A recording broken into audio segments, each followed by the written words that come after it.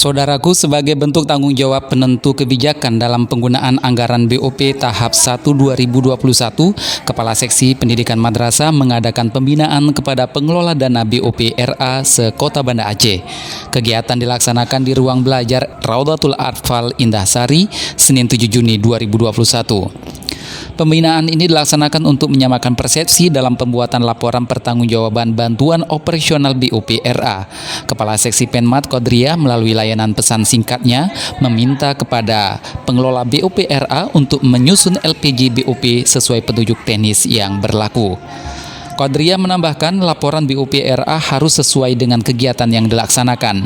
Mengenai barang dan jasa juga harus dilengkapi dengan bukti fisik yang dapat dipertanggungjawabkan seperti nota, faktur, kwitansi, surat-surat dan bukti-bukti lainnya. Qadriyah menegaskan penggunaan dana bantuan operasional pendidikan atau BOP RA wajib berkiblat pada petunjuk teknis yang sudah dipersiapkan oleh Kementerian Agama, yang sudah disusun dalam Keputusan Direktur Jenderal Pendidikan Islam nomor 6572 tahun 2020 tentang juknis pengelolaan bantuan operasional pendidikan atau BOP pada RA dan madrasah tahun anggaran 2021. Saya Asalim, Tim Liputan Kemenak News Banda Aceh, melaporkan.